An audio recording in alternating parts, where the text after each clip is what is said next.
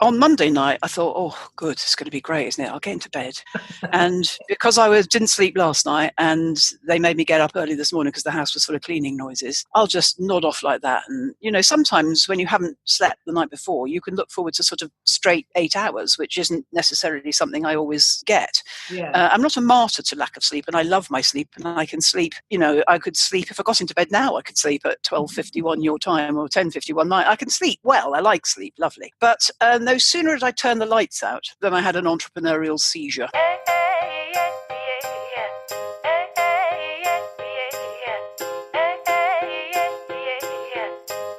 Welcome to Own It, Your Business and Your Life with Nicola Cairncross and Judith Morgan. In this podcast, we're going to cover everything you need to embrace to become a successful entrepreneur, marketing, money, and much, much more. How to create a business doing just what you love. How to own it, your business and your life. This one will be fast, funny, feisty, and very lively. So sit back and enjoy the show.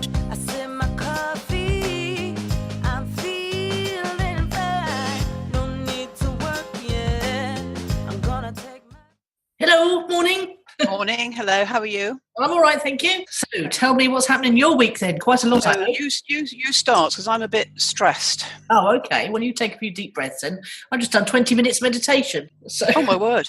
I know. I'm practicing. Well, it's this Michael Neill thing, isn't it? You're not going to turn into a yogi, are you? I might do. You never know. More surprising things have happened in this universe. Yeah, you're not sure about that. Well, only because I was just sitting here thinking, oh, she's so laid back, that woman. It's 10:36 and we agreed 10:30, and now I discover you're meditating. If that's going to turn you into this laid back creature, I don't think I can cope. No, I know.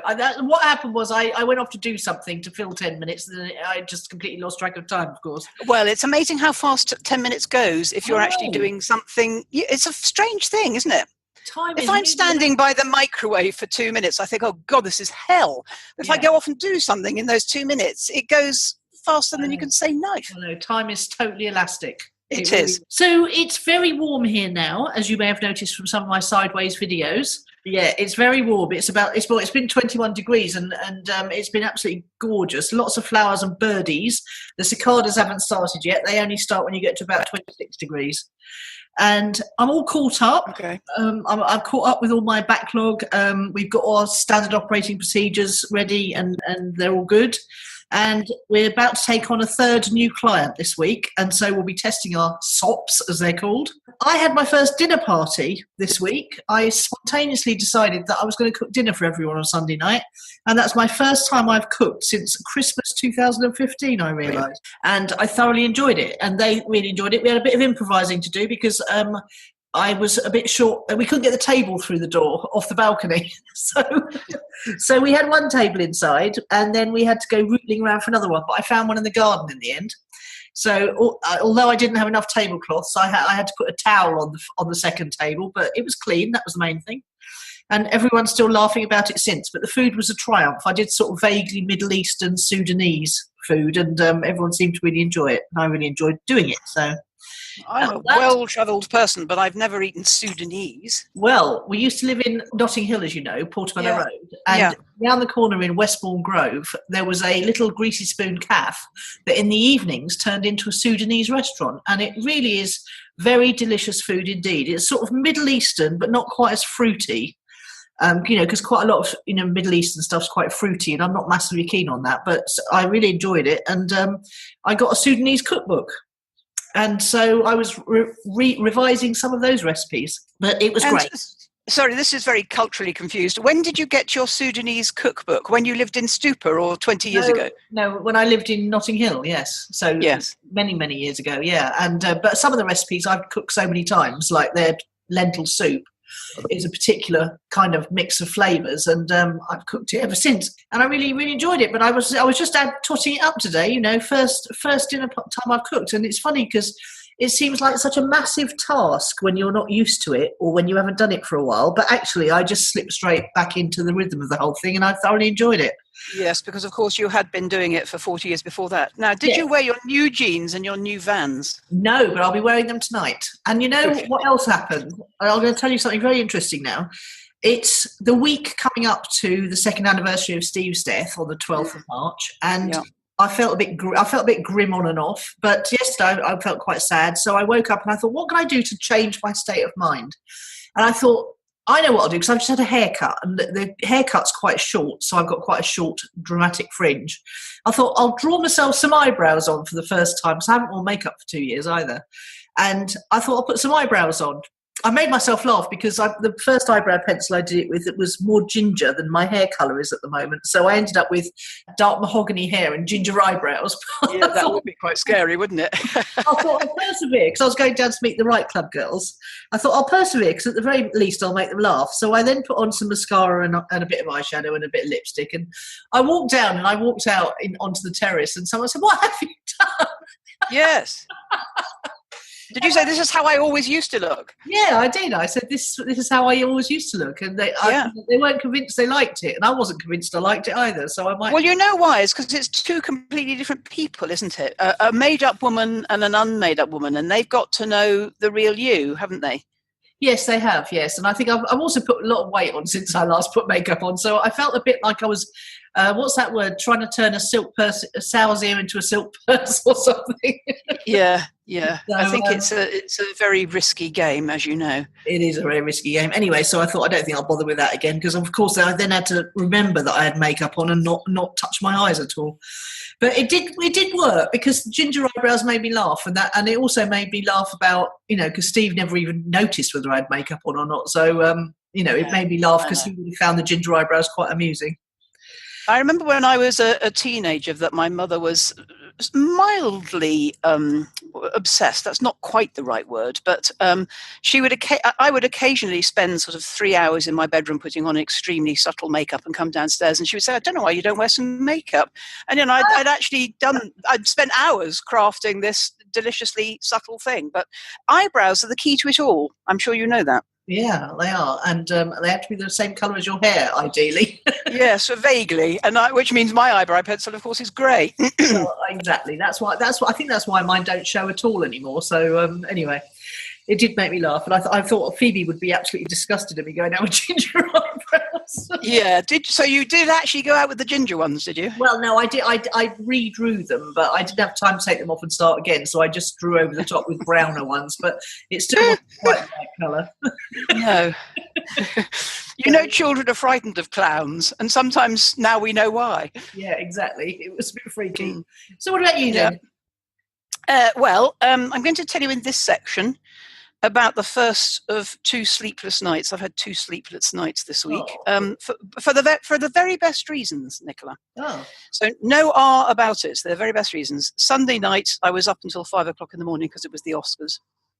And I put that date in my diary, like I put, Jack Reacher's annual novel publication date, which I had cause to look up this week. It's the 5th of November. It's coming out on fireworks night in 2018. But I was up all night, and I knew that in advance. And I'd warned everybody in the house, look, I'll be up until 5 o'clock, so I won't be getting up on Monday morning. I rescheduled a client who had booked in at 2 o'clock on Monday afternoon. I said, I'm sorry, I should have taken my diary offline. I won't be at my best by 2 o'clock, so I'm staying up until 5 o'clock in the morning. But for some bizarre reason, everybody else decided that Monday morning would be, we would have the annual oven clean. So he rang the doorbell at 8 o'clock, and that Denise, our regular cleaner, would be rescheduled because she couldn't come last week because of the snow. So the house was alive with people ringing the doorbell and arriving in cars and vans, banging doors. Yeah. Oven cleaners, as you probably know, go in and out of the house incessantly and do most of it in the back of their van. Mm. So I lay awake. I got into bed at 5 o'clock in the morning. I lay awake for a bit, because you sort of get past tiredness if you stay up until 5 o'clock in the morning. And so in the end, there was no lie-in for me, so I had to get up and get on with my day. But I was very crotchety, short of patience, and quite poor in my communication skills. But the good news is that all the people I wanted to win the Oscars won the Oscars. So I had a lovely night lying in bed with my iPad. I do love all of that, actually. And they did quite a good job, I would have to say, because they've had a rather frightening year in Hollywood of Me Too and Time's Up and Will We Wear a Black Frock and Will We Do. And they did some subtle and unsubtle things. They made the majority of presenters women and what they call diversity, which basically means anybody who isn't a white man. And they did something very, very clever, which in NLP they call a pattern interrupt, which is every time anybody would normally use the expression men and women, we talk about men and women, men and women, men and women, they said women and men. And they didn't say it. They didn't say we're going to say women and men all night long. They said women and men all night long. And it makes you go every time they do it a bit, because it's not normal. So the fact that it's not normal, which is a pattern interrupt, was brilliant. And they didn't announce it or anything. They just did it. So they had all these women on stage talking about women and men, women and men, women and men. And it was just great. And then my hero, who won her Oscar, got all the women who were nominated to stand up in the room. And it was just quite moving. And there was a lot of fist pumping from me in bed in my pajamas. So that was a good reason to be up all night. And in a minute, I'll tell you what my other reason was to be up all night. All right. So it's been an okay week then? Well, it's only Thursday morning, so we've only had Monday, Tuesday, and Wednesday. Yes, it's been a weeks these days can be up and down. And I did something quickly this morning while you were. We should tell the listener you had a scheduled outage, didn't you? So we're meeting an hour later than normal, and we thought it might be. We weren't sure when you'd be back online. And funnily enough, we're going to have a day without electricity on Saturday as well. And you have to reorganise your life, don't you? Isn't lecky a marvellous thing? Yes, it is, and I wish I had a thermos flask. I might purchase myself one, because I thought, oh, never mind, I can have a cup of coffee, sit on the balcony in the sunshine and read my book. And I thought, no, I can't have a cup of coffee. No, well, you can't do anything. I thought, well, I can do some sage accounting, but only if I've actually gone to the trouble of printing off the bank statements I need the day before, which I don't normally do. I tend to do it online. You have to, and I thought of you, and I thought, well, if I'm going to be offline all day Saturday, I need to print the bank statements on Friday. I can work until my battery runs out. I need to make sure my iPad and my Kindle are fully charged. Yeah. It's like addict behaviour, actually, isn't it? So what am I going to do if I can't get online? It's worse than that, isn't it? Because I think showers, you need an electric pump. No, I'm all right here for my shower.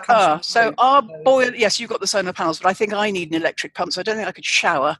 I would, let me just have a think about this. I think our boiler is oil fired, but I expect the ignition is electric. Yeah. So I don't think we could be clean. I don't think we could be warm. I don't think we could work. We would just have to get in the car and go for a drive. Yes, it doesn't seem to stop the people who are cutting the olive trees and things like that around here. They obviously have. Well, presumably they have those. Yeah, they have those fired up before, and then they go out and cut until the battery stops. Do they? That's right. Yeah, and then they come back. Yeah.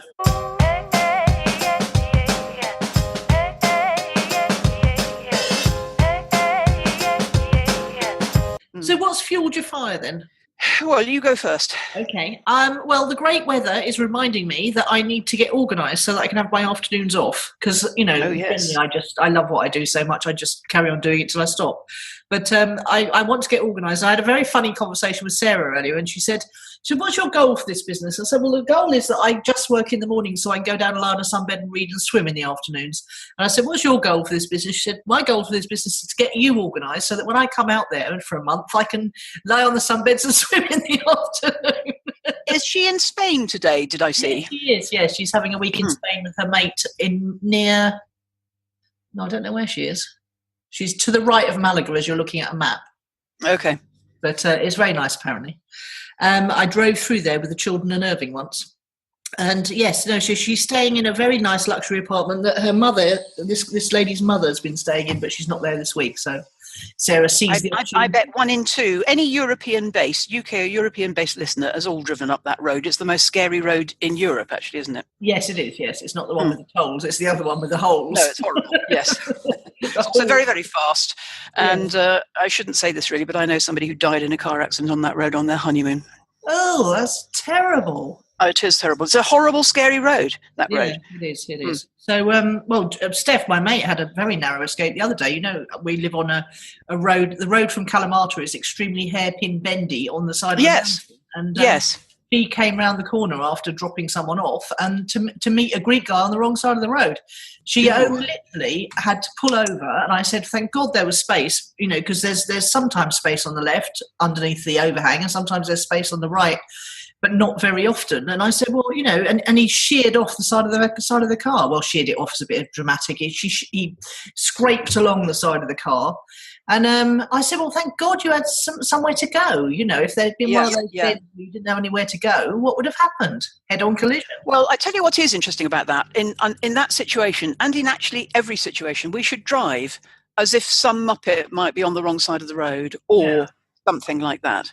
I don't know what you could do about some muppet on your side of the road coming in the opposite direction. It's a bit. Well, you just have to be prepared that any time something like that might happen, which actually we can't live like that because we'd be just too... We'd be anxious all the time. Exactly. Yes, we would. We'd be anxious all the time. But the thing about driving that's so miraculous is that often we're in a trance, but our responses in situations like that are spectacularly good and life-saving. Like time slowed down. I know. Time elasticity again. Yes. And that's one of the reasons I had a dinner party, actually, because I wanted her to have something to come to that she didn't have to do any work, because she's a great hostess, and I wanted her to have something to come to that she didn't have to do any work on. Oh, nice. Yeah. But presumably that's not what you're going to tell me, or it might be. What's fueled your fire is getting yourself organised so you can have afternoons off. Yes, because it's when it's sunny every day, like it is here in the summer it certainly is, but I mean now it's a little bit patchy, but it's generally speaking sunny most days. It reminds you that you've got other things that you can put your computer down and go and do, Well, the one thing that we have learned about your behaviour since you've been there, which is a couple of years now, is that in the UK you don't want to go outside, and in stupor you do want to go outside. Yeah. It's very different. Yeah, very nice. Yeah. So what about you then? Yeah, so now I'm going to tell you about my second sleepless night. So on Monday night, I thought, oh, good, it's going to be great, isn't it? I'll get into bed. And because I didn't sleep last night and they made me get up early this morning because the house was full of cleaning noises, I'll just nod off like that. And, sometimes when you haven't slept the night before, you can look forward to sort of straight 8 hours, which isn't necessarily something I always get. Yeah. I'm not a martyr to lack of sleep, and I love my sleep, and I can sleep. I could sleep, if I got into bed now, I could sleep at 12:51 your time or 10:51 mine. I can sleep well. I like sleep, lovely. But no sooner did I turn the lights out than I had an entrepreneurial seizure. Oh, no. And I had a brilliant idea for something I've been banging on about here for ages. They won't buy business coaching. What will they buy? Yeah. Perhaps they'll buy me leading them by the hand through giving up carb addiction and dropping 6 stone. And I put a little note on Facebook saying I'm thinking of starting a program for this. And I put it on Facebook and went back to bed and went to sleep and got up in the morning, and there was something like, 66 engagements and 28 comments or something. So I spent all day Tuesday creating something, sent the sales letter out on Tuesday night, and woke up to my first sale on Wednesday morning. Awesome. I know. Oh, that's great. And also it's something you're passionate about because you've been through it yourself. Oh, absolutely. It's exactly the same. I will use my coaching skills to support people doing something I've already done. But the difference, I think, is everybody wants to be thin and nobody really cares about investing to make sure their business does better. Well, I think it's a much bigger market, that's for sure. And yeah, absolutely. I mean, I definitely recognise that you were in your flow when you wrote that. It felt, like when I first wrote my first Money Gym letter, and it just all flowed out of me. Well, I'm I'm in an equal flow. I don't want to stop being a business coach. I'm being backed into it by the big U. And this was like, what was the other genius idea I had the other day? Blogfest, wasn't it? Sometimes when what it feels like to be a creator is that the idea comes from somewhere else. Yes. So it wasn't like I lay in bed going, oh, what can I do? What can I do? What can I do? What can I do? I got into bed thinking, oh, good, a nice light sleep, turn the lights out, put the iPad down, put the lights out, turn over, idea. Oh. God. I know that feeling so well. Pick up iPad, put note on Facebook, partly so that I didn't bottle it overnight or talk myself out of it or decide, wake up in the morning, everybody's going, yeah, that's a good idea. Get out of bed, spend all day on it. Still heart in mouth, send out message and wake up to an ideal client who has been a client. Actually, both of the women I expect to be my first 2 have been clients in the other area and don't need me because they're competent businesswomen. But they know that they can't crack this. And I've put out 2 links, which is, it's going to cost you 750 quid for 3 months if you want to do it with me. Or here's how to do it by yourself for free. And we can't do much by ourselves for free, can we? No, because you don't do it. You don't stick to it. You've got nobody to talk to. It's a lonely business, yeah. Well, it's quite hard. Both of them are quite hard. Losing weight and creating a business is quite hard. That's very abundant of you to share that, here's how to do it free as well. Well, there was a bit of a backlash actually, which is I've done it for free. Yes, I've done it for free as well. And if you want to do it for free, here's the link to how to do it for free. But I put that out endlessly, that link, since I've done it. And all that happens is I get waves of people going, yeah, it's all right for you, Judith, but I get the cravings and I fall off the wagon and well, now I'm going to do it with you. Yeah, there's a fantastic thing that Gary Vaynerchuk says when people say all that stuff, which is "and." Yes. Which is just, it's so awesome, because it means that, yeah, all right, when you finish blethering on about all that stuff, all those reasons why you can't do it, what are you going to do? Well, do you know what I think? What I think's different about this is that people really want to be skinny. Well, I do, yeah, that's for sure. People really want to be skinny. Yeah. There's a strong desire for it. And I keep saying all the time, I wish I was in the field of selling something that people wanted, not in the field of selling something they need. Now I've got a foot in both camps and they can decide, do they want to invest in themselves as a business owner or invest in themselves as a healthy human being? Absolutely, yes. And I remember when I started Lighter Life for the first time, I certainly couldn't afford what they were charging for a week's worth of packets. But I found the money somehow every single week because I wanted to stay on that program and go to those meetings and carry on losing, a couple of pounds a week. It was fantastic. I think if I can help people break an addiction to carbohydrate for 750 quid and they'll never look back, that's cheap. Absolutely. Well, it is. Actually, I think it'll go up. It'll be much more than that in subsequent times. Just the first one, I'm going to do 750. It will be more expensive because I'm going to be with them, every day. Well, you'll be like a therapist on call, won't you? Yeah, absolutely. And so talking them down from a bag of Maltesers, as I called it, and that's what Emma and I did for each other. Occasionally you need to speak to somebody. At home by yourself, you can have a glass of water and breathe in and out. But it'll be harder for some of the women I'm going to work with because I did it living in a house by myself where there's no temptation. Yeah. If you've got a husband or children or grandchildren or all of the above, which my first client has, your life is riddled with temptation, but they're all deliciously plump.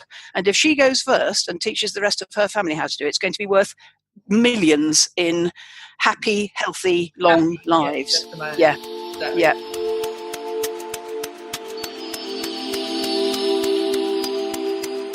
Here at Own It, we personally believe that leaders are readers, but sometimes it's just not convenient to read and you'd rather listen instead.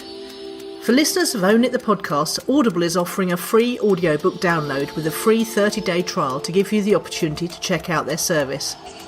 A couple of titles we've picked out for you particularly are Lean In by Sheryl Sandberg or Crush It, Why Now is the Time to Cash In on Your Passion by Gary Vaynerchuk. To download your free audiobook today, go to audibletrial.com/ownit. Again, that's audibletrial.com/ownit for your free audiobook. You can pick one of the ones I've chosen for you, or you can choose something else. Enjoy your listen.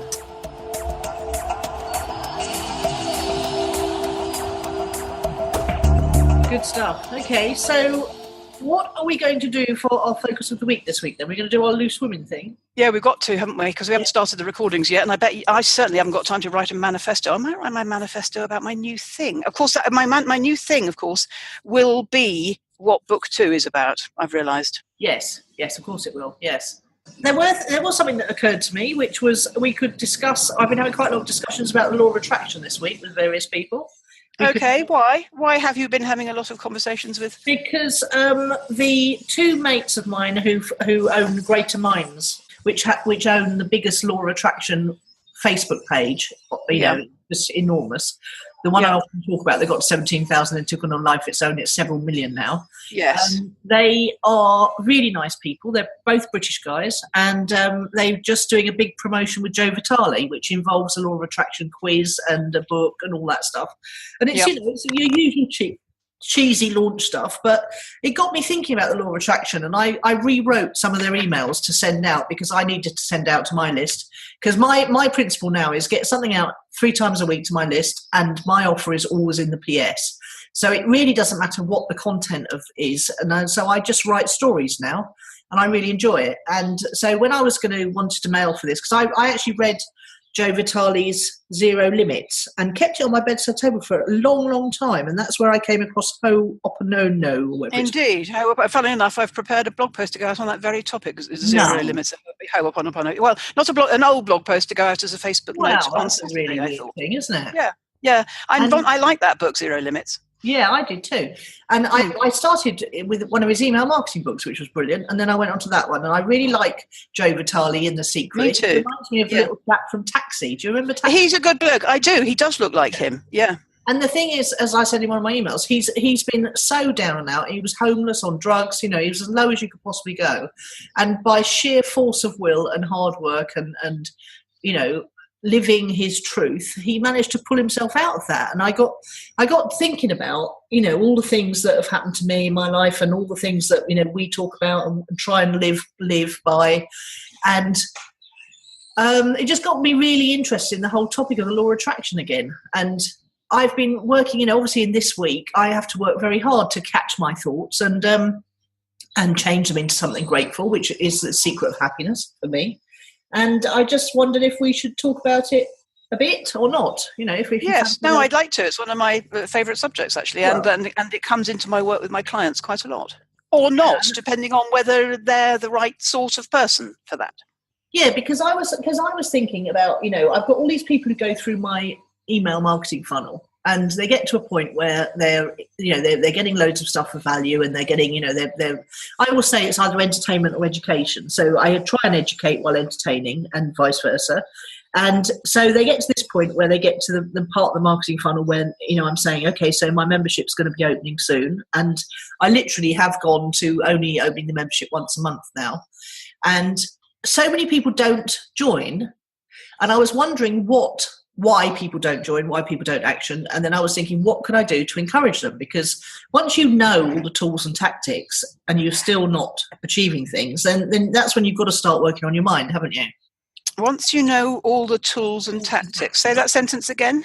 Once you know all the tools and tactics and you're still not achieving what you want to achieve, then the only thing left is to work on yourself, isn't it? Yes, it's interesting that you changed the wording the second time you said that. The first time you said mind, and the second time you said self, and they are completely different.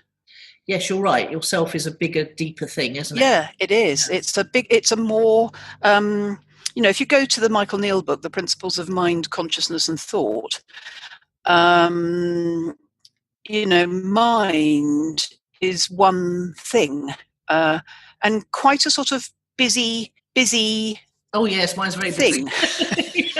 which we need it on side. We need it on side, but the self is a wholer and more holistic opportunity, I think. Because funny enough, when you said that's why I quizzed you on it. When you said something like you've got to start working on your mind, the reason I wanted you to say it again, because I wanted to think, is it my mind I work on, or is it my feelings I work on when I do law of attraction?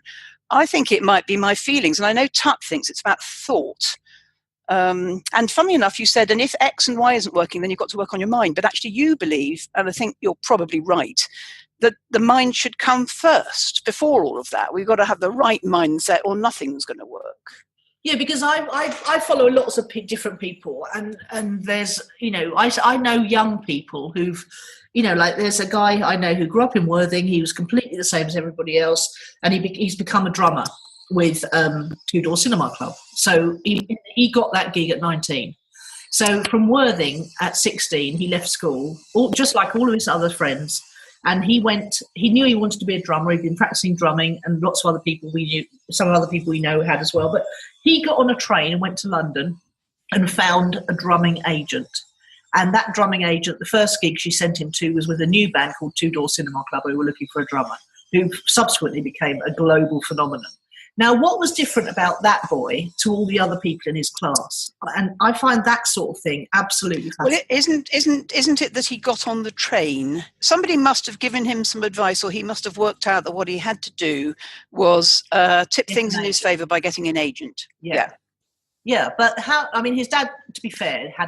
and presumably he wasn't riddled with self-doubt. Well, that you've put your finger on it there, because you can tell anyone how to succeed in the music business, i.e. get on a train, go and find yourself an agent. And like when Phoebe wants to be a model, I said to her, this is how you become a model, Phoebe. You get a portfolio together, you get on a train, you go to one of the model agencies' open days, and you present yourself there. Did she ever do it? No, she didn't, because her self-esteem wasn't high enough. And you're right, he wasn't riddled with self-doubt. He'd been brought up in a way that somehow made him confident and not believe, and to believe that it was possible for him. And I find that fascinating, from young people to older people, what holds them back, what makes them do things, how some people are more able to do things than others. Absolutely fascinating, the whole topic. I think, if anything... the reason I put my message on Facebook the night before last was so that I wouldn't bottle it. Did you have a feeling you might then? Yes, because I think even while I'm doing things, I don't know what it is, whether it's the mind or the gremlin or whatever it is. Part of the less confident part of me is thinking, oh, people won't want it, or people. But people messaged me throughout the day while I was doing the sales letter, saying, oh yes, I want this, and I'm thinking, 1, you'd be ideal. 2, no, I don't think I can help you. 3, bet you won't pay 750 quid for it. And the fact is, you don't know who's going to pay 750 quid. But I'd wedded myself to that price, and I wasn't going to go down on it. People were saying, will you do installments? Well, yeah, it should be 3 times 300, but whatever. I think, yes, I did. And I said to a friend of mine, and this is what I teach my clients, and I know it's right. I said to a friend of mine while I'm doing it, I said, here I am now, I've done the sales letter. I can send it out tonight, or I can procrastinate, or I can wait, which I did the last time I had a Genius. At Blogfest, I sat on it overnight. With this, I was determined to create it and send it out the same day. And I did have the negative mind chatter while I was doing it. It wasn't bigger than the fire. So the fire was burning bright and the negative chatter was there. But I said to my friend, I'm worried if I send it out, nobody will like it, or it'll be, whatever, I don't know, crickets, as you call it. Yeah. And she said, yes, but that if you do all you can from where you are with what you have, if it doesn't come from that direction, the universe will reward you from another, which I totally believe. And I see my clients doing all the time. It works rather better usually for them than it does for me.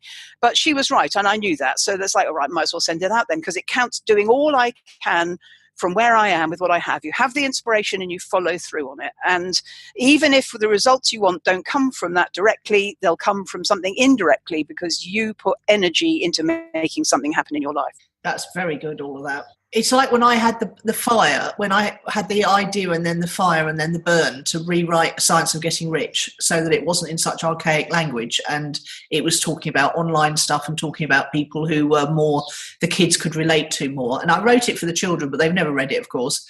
But I put it up for free to give away. And I put a video on YouTube explaining why I did it. And I still send people there, and people do sign up. And when I had the workshop in June, whenever it was, somebody sat in the audience and said they'd come from that. So, even though it didn't have the effect I wanted it to, it still actually had 1,800 views without me promoting it at all. And I just felt the burn. I felt like I needed to do it. And would you promote it now?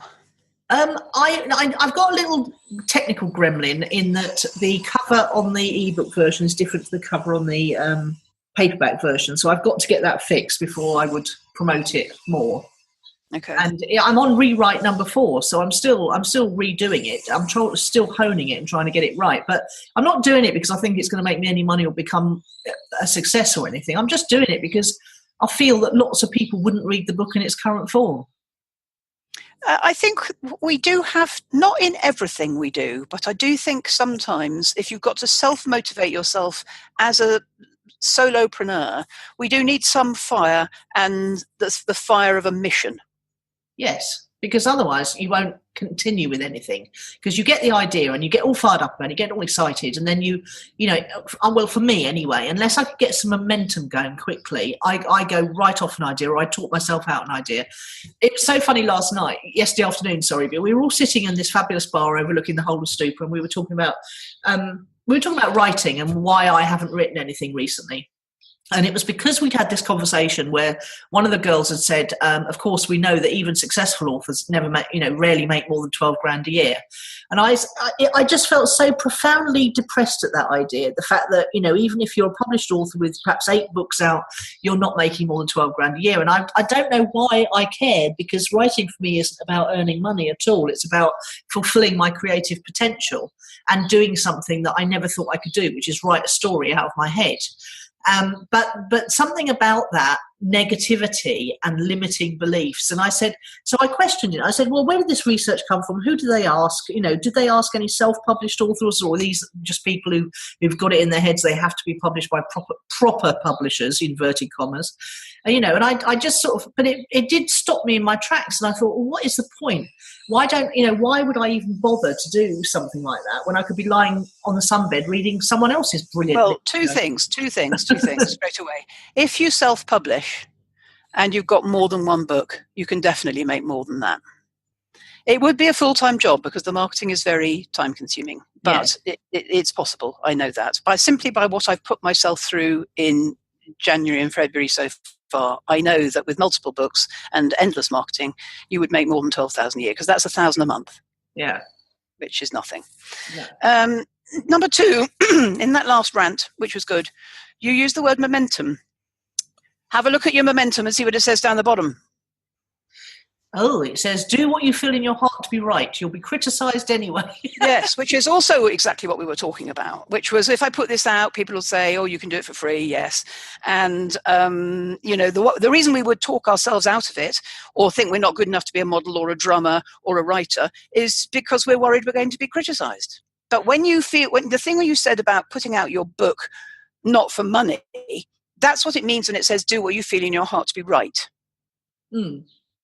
Yeah, just by the way, I worked out your £7.50. It's £8.33 a day, which for having you on tap to boost someone's feelings and emotions and willpower is an absolute stonking bargain, I think. You won't be surprised to hear I'd already done that sum in my head in bed the night before last. Yeah. And also there's another reason as well, which is this is about addiction. And there's no installments in this. You're paying me in advance because you're going to fall off the wagon and disappear. Yeah. I'm not having any of that. This is tough love. It's but true. Back to the point, which is, now, funnily enough, you started this section by saying it's about the law of attraction. I'm not sure it is. We've gone broader than that. We've gone to, we've gone to self-belief, despite negative self-chatter, haven't we? What have we gone to? Yeah. The reason I started it with the law of attraction is because I've worked very hard over the last 10 years really to get a grip of my mind and to change it and journal and meditate and do all that stuff. And when I was meditating earlier, whenever you try and meditate, especially when you're not doing a guided meditation, when you just think about your breathing and every time a thought comes in, you notice it and then you let it float off again. It's actually quite hard work because my brain just inserts thoughts all the time. But I am getting the hang of it. I've been doing it for about 3 weeks now. Well, Nicola, 32. Nicola, everybody's brain inserts thoughts all of the time. You haven't got a unique brain. You've got a brain like everybody else. That's what brains do. They insert thoughts all of the time. I know, but mine seems to go at a rather frenetic pace compared with No, everybody's goes like that.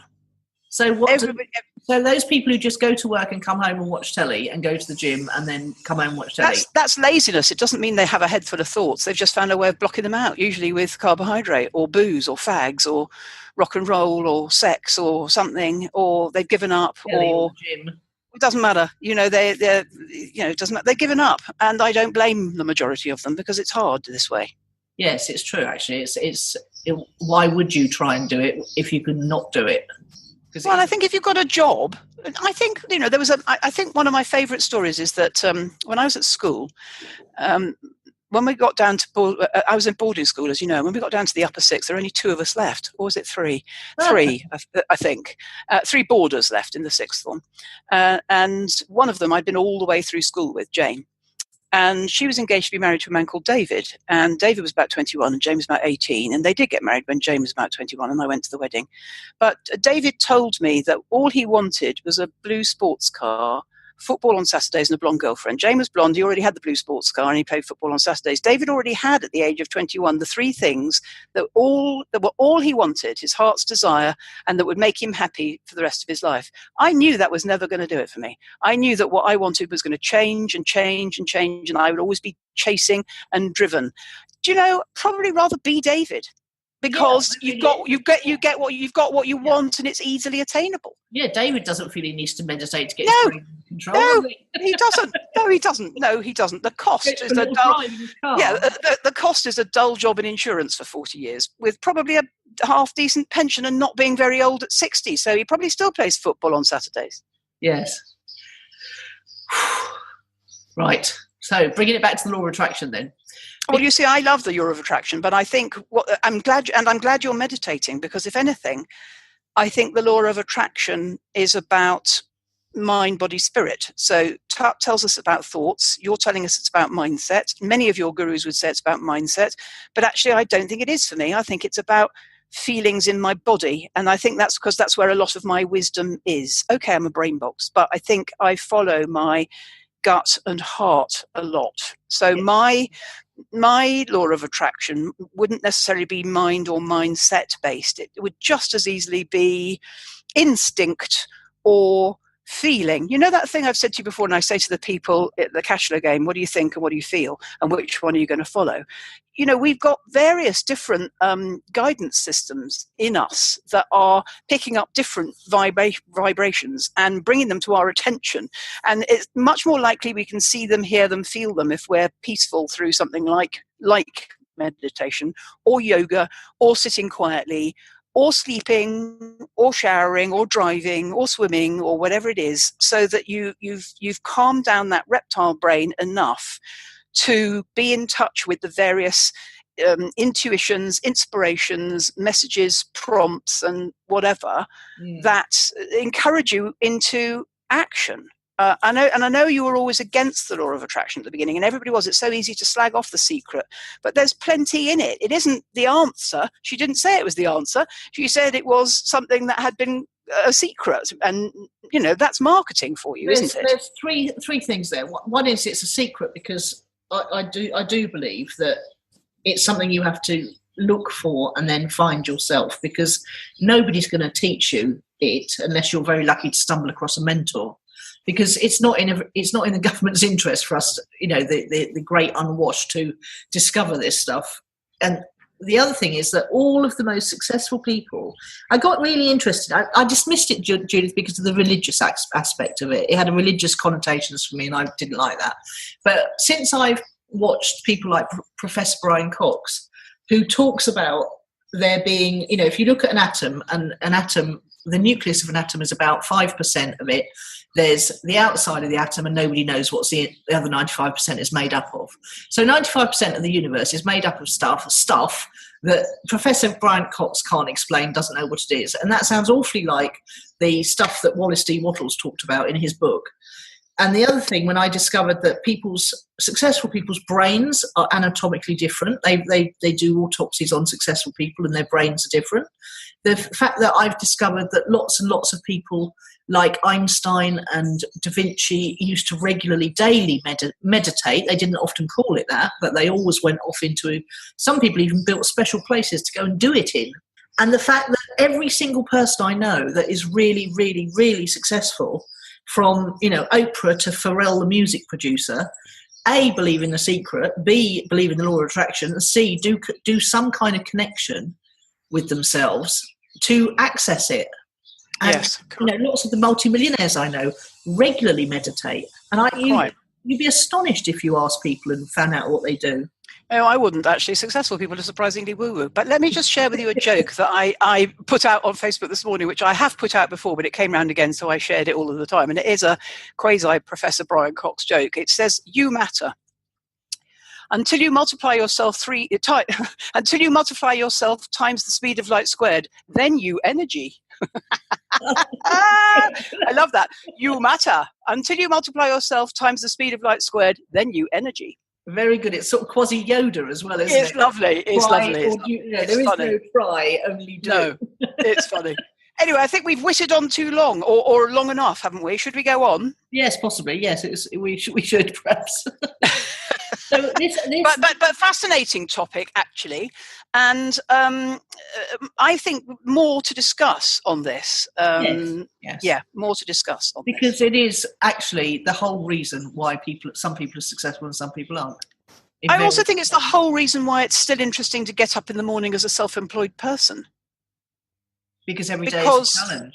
Yeah, every day's an opportunity. Every day's new. Every day, you can be available to these genius ideas or not, implementing them or not, talking yourself out of them or not. I never like the word mind. I've never liked the word mindset. You see, and I think perhaps today I've understood why. Because it isn't my mind; it's my body and soul. Yeah, and I've always been at the mercy of my feelings, and every time I have a big emotional upset, within 3 months, my financial world has crumbled too. So there must be some correlation between how you feel and what happens to you. There must be. I tell you what, I think what that goes to, and again, maybe topic for another week, but because you felt hostage to your feelings, you think the answer is in controlling your mind. It may not be. It may be in meditation helping you handle your feelings and seeing what wisdom is in there for you, or something like that. I don't know, but I don't think your feelings are wrong, Nicola. Well, no, I mean, and I was brought up to believe, to not be able to express my feelings because, when you're in a house, nobody else is allowed to have any feelings. Coming neatly round in a circle, this whole thing with, Steve dying has taught me that I have to handle my feelings, not handle them. I have to feel them and let them flow through me. And I have to not avoid them or bottle them up or Yeah. Exactly. Yeah, and just like you with what the meditation is teaching about thoughts, same thing. Funnily enough, I've written down here notes because I'm going to have to, put this into our show notes. Zero limits, Joe Vitale, catch my thoughts. That's what you said, catch my thoughts. It may be that you have to catch your feelings. Yes, and know that they're not going to last because honour them. Yeah, honour them and know they're not wrong. And that's another thing that the Michael Neill stuff is teaching me. I'm really enjoying that. I'm so pleased. Yeah. It made me think of you such a lot, that book. And it's humorous as well, isn't it? Yes, and it's light and fun. It is light and fun. It's not po-faced, amazing, because actually the title could make you think you were in for a boot camp experience, couldn't it? No, it's nothing could be further than that. No, exactly. Yeah. Really enjoying it.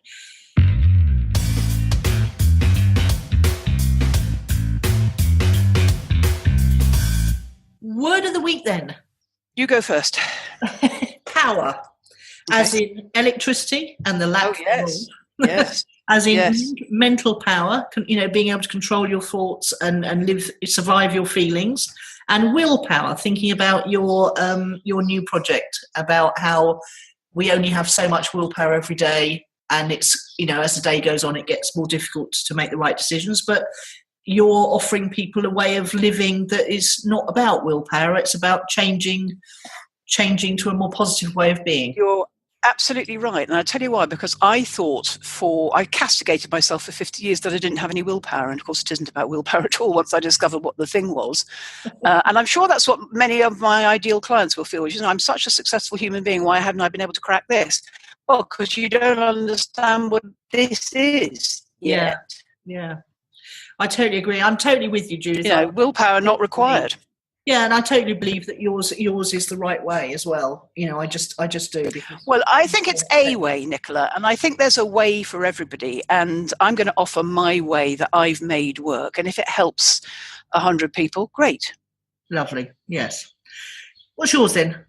So my word is adventure, because I asked Facebook yesterday to help me. I don't want to call this a program because I hate that word. What shall I call it? And we agreed in the end on adventure. A couple of close run seconds. Season came in from Tom Evans, which is good because seasons are 3 months, and I probably will do it 3 seasons a year, maybe 4 seasons a year, who don't know. Sue Kell gave me transformation, and of course it's a transformation as well, but adventure is my word of the week. In the end I had to take the post down because people just started arguing the toss about what word meant, but I wanted a brainstorm, and I got my other word instead of program, so job done. Yeah, transformation is the outcome, isn't it? And adventure is what you embark on to transform yourself. So that's nice. I didn't want to use the word program because it's so dull, isn't it? And so he started arguing with me that adventure was risky. And I said, but entrepreneurs like risk. And I thought, I don't want to, I can't waste all day arguing the toss. I've already decided it's adventure. Bang. I took the post down.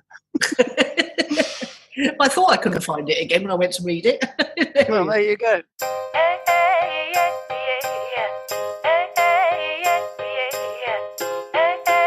Okay, project updates then. All mine are a bit stalled this week. The blog fest, book sales, no massive leap forward, and I'm not worried particularly. Ebb and flow, and also my mind's been elsewhere, to be honest. Yeah.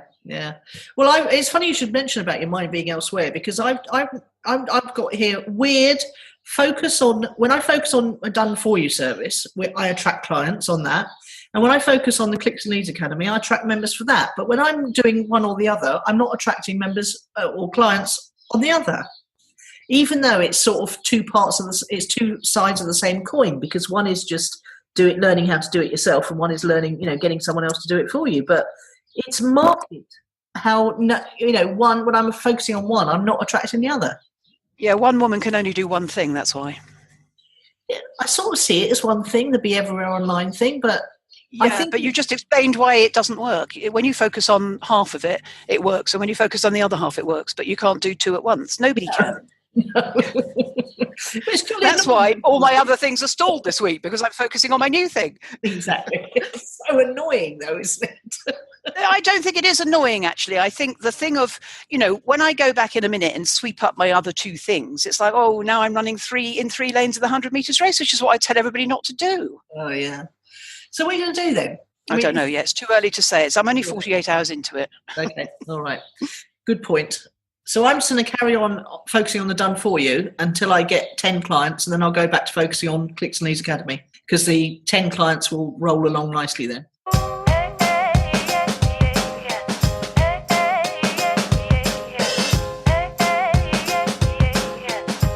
Who or what's impressed?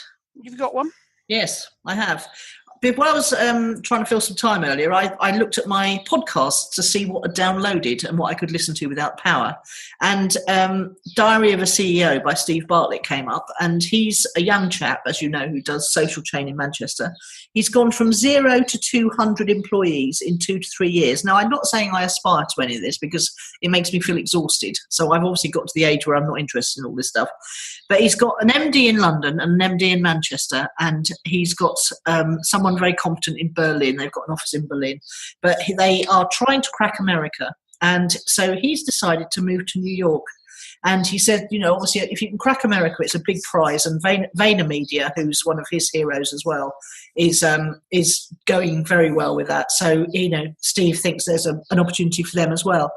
And so he's just up stakes and moving to New York. And I just thought how unbelievably brave that is. I mean, he's young, obviously, and he's a man, so it's not so scary for him. But is he allowed to do that on the basis that he's starting a business there and bringing in capital or something? He's had a team out there for a little while now, but he feels that he almost is an impediment in London and Manchester now, because the business has grown beyond the startup phase, and he feels that his energy is brilliant in the startup phase, but he feels that the systems and processes and people are in place in those things, and he's just actually getting in the way now.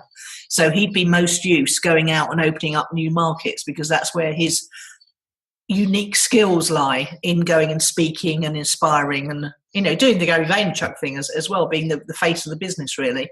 But I just thought how incredibly brave that is, just to he's only young, he's only 22 or something ridiculous, and he's just going to move to New York.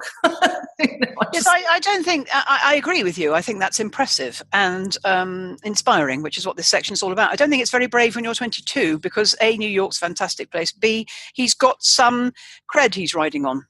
Yes, and he's also presumably got, a nice apartment and all that stuff being sorted out for him, so he hasn't had to do any of that himself. But when you think about it, I mean, he literally exploded on my consciousness about 2 or 3 years ago, and he's done all of that in that time. I mean, he went out and found backers and all sorts of things. I mean, again, a young man with no sense that he'd come from nothing. He was homeless at one point.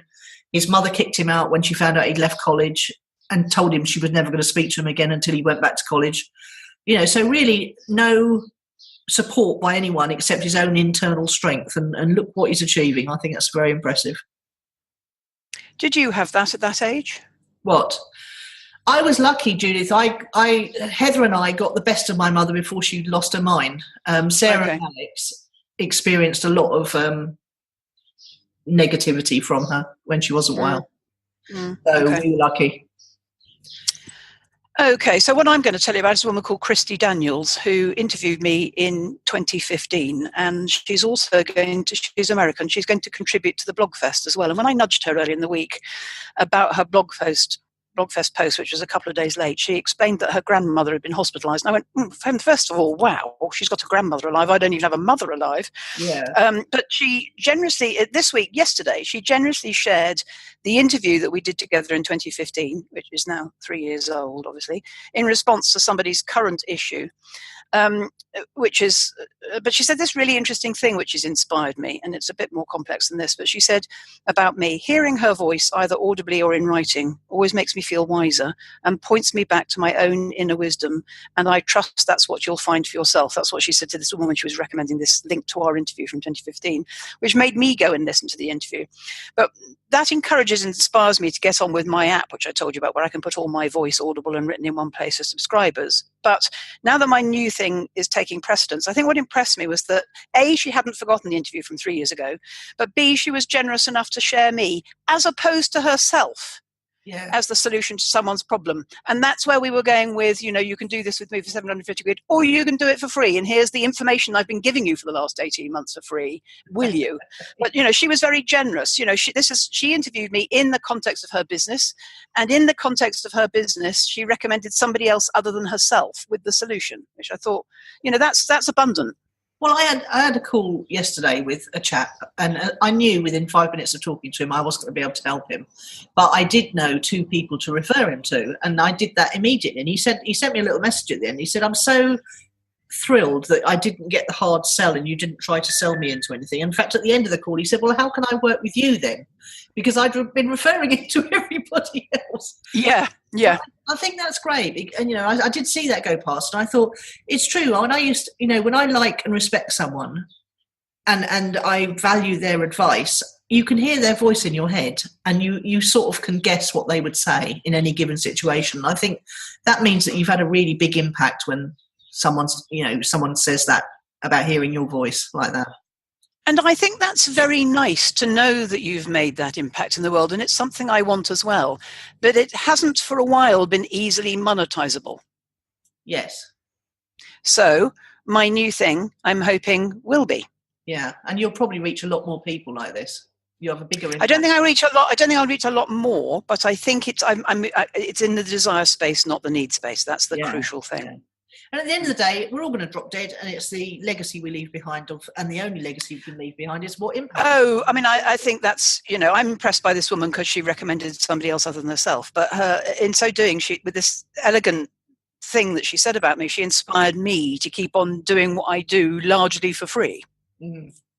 So she boosted my enthusiasm for the legacy piece. I don't call it legacy because that doesn't sit comfortably with me, but helping people. I once found when I was doing some filing, and I regret that I actually threw it out without scanning it first, an old school report that said when I was about 8, Judith is a very nice, helpful little girl. And Judith still is a nice, helpful little girl. And getting more little by the day, by the sound. Littler by the day, yeah. not lesser or fewer, but littler. No, littler. And actually, that's what my new program will help me do as well, which is, continue the journey. Yeah, exactly. Because they do say that, if you can teach other people what you're learning, then you're more likely to stick to it yourself. Well, I suppose not continue the journey, continue the adventure. That's the word we're using. The adventure, yes. Marvellous. Yeah. Well, great episode. Lovely to talk to you. Yeah. Okay, see you soon. Bye. Yeah, bye.